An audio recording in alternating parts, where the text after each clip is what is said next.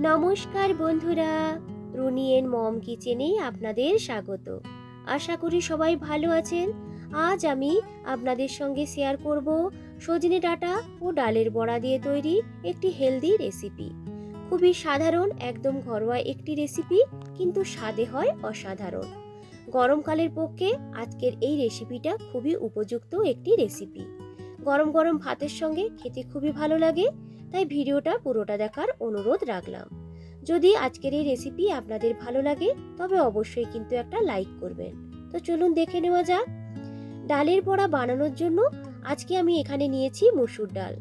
ভালো করে জল দিয়ে ডালটাকে ধুয়ে নিয়ে ভিজিয়ে রেখে দিয়েছিলাম 2 থেকে 3 ঘন্টার মতো।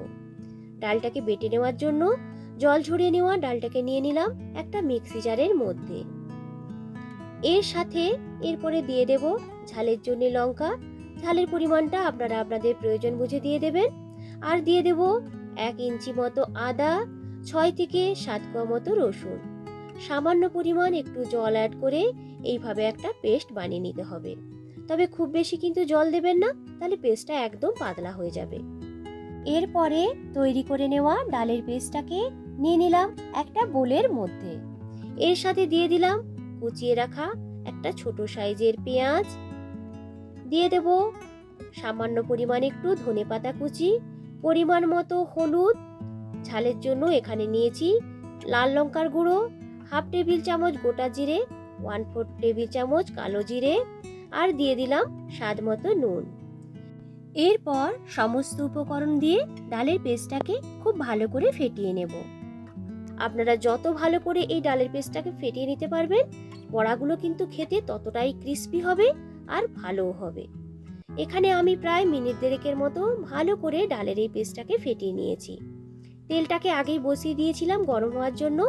তেলটা যখন খুব ভালো করে গরম হয়ে যাবে, তখন গ্যাসের ফ্লেমটাকে মিডিয়ামে করে দিয়ে তৈরি করে রাখা ডালের পেস্ট থেকে এইভাবে একটু একটু করে নিয়ে বড়াগুলোকে তৈরি করে নেব। তবে এই বড়াগুলো ভাজার ক্ষেত্রে কিন্তু খুব বেশি তাড়াতাড়ি করবেন না, একটু হাতে সময় নিয়ে বড়াগুলোকে ভেজে নিতে হবে। একটা দিক ভাজা হয়ে গেলে উল্টে দেব আরেকটা দিক ভেজে নেওয়ার জন্য। এইভাবে উল্টে পাল্টে বেশ ক্রিস্পি করে ডালের বড়াগুলোকে ভেজে নেব।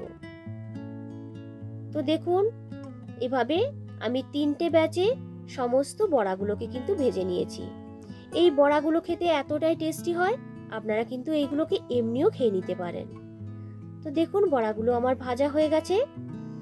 যেহেতু কড়াইয়ের মধ্যে অনেকটাই পরিমাণ তেল আছে, তাই কিছুটা তেল আমি কমিয়ে নেব। এরপরে ওই সেম তেলের মধ্যে ফোড়নে দিয়ে দিলাম 5 ফোড়ন, একটা শুকনো লঙ্কা ও একটা তেজপাতা। ফোড়নটাকে কয়েক সেকেন্ড ভেজে নেওয়ার পর দিয়ে দেব লম্বা লম্বা করে কেটে রাখা ডাঁটা এবং আলু। মিনিট খানেকের মতো ডাঁটা এবং আলুটাকে একটু ভেজে নেব। এরপর এর মধ্যে দিয়ে দিলাম স্বাদ মতো নুন। নুনটা দেওয়ার পরে আরও প্রায় মিনিট 2 মতো এইভাবে ডাঁটা এবং আলুটাকে কষে নেব।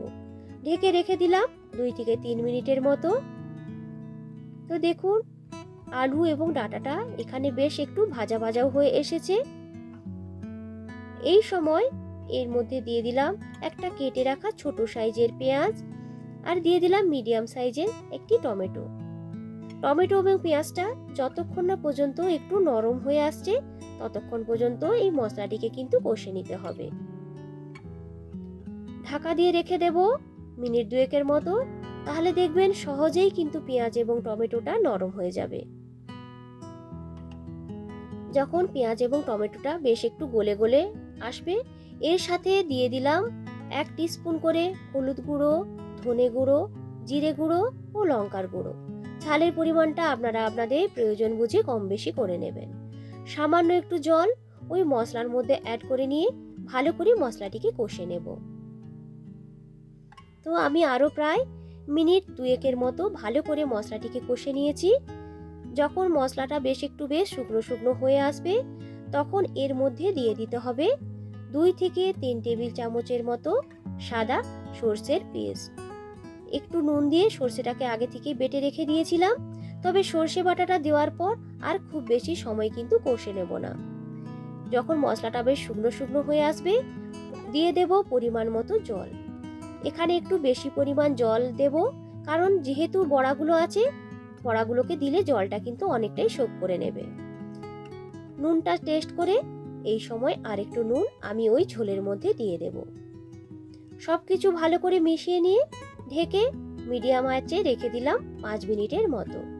5 মিনিট পর ঢাকনাটি খুলে নিয়ে দিয়ে দেব ভেজে রাখা বড়াগুলোকে। ভালো করে এই ঝোলের মধ্যে বড়াগুলোকে এইভাবে একটু মিশিয়ে নেব। এরপর ঢেকে রেখে দিলাম আরো 2 থেকে 3 মিনিটের মতো। তো দেখুন ঝোলটা আমার বেশ সুন্দরভাবে ফুটে উঠেছে আর বড়াগুলো কিন্তু একটু ফুলে উঠেছে। নামানোর আগে উপর থেকে দিয়ে দেব সামান্য একটু ধনেপাতা কুচি। ভালো করে সমস্ত কিছুকে মিশিয়ে নিয়ে একটু চেক করে নেব আলু এবং ডাঁটাটা সেদ্ধ হয়েছে কিনা। আর বেশি ঝোলটাকে কিন্তু আর ফুটাবো না, একটু বেশি জল অবস্থাতেই কিন্তু ঝোলটাকে নামিয়ে নেব। গ্যাসটাকে অফ করে দিয়ে ঢেকে স্ট্যান্ডিং টাইমে রেখে দিলাম মিনিট 2 মতো। তাহলে কিন্তু তৈরি হয়ে যাবে আজকের এই রেসিপি। এখন ঝোলটা একটু বেশি বলে মনে হলেও একটু রেখে দিলেই দেখতে পাবেন বড়া থাকার কারণে ঝোলটা কিন্তু অনেকটাই বসে যাবে। গরম গরম ভাতের সঙ্গে এই সজনে ডাঁটা ও ডালের বড়া দিয়ে তৈরি ঝোলটা খেতে অসাধারণ লাগে। অবশ্যই একবার বানিয়ে নেবেন। আজকের এই রেসিপি আপনাদের কেমন লাগলো অবশ্যই কিন্তু কমেন্ট করে আমাকে জানাবেন। যদি রেসিপিটা একটু ভালো লেগে থাকে তবে অবশ্যই একটা লাইক ও শেয়ার করতে কিন্তু ভুলবেন না।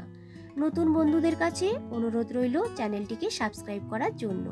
পুরনো বন্ধুদেরকে ধন্যবাদ জানিয়ে আবারও হাজির হব নতুন কোনো দিন নতুন কোনো রেসিপি নিয়ে। আজকের মতো টাটা।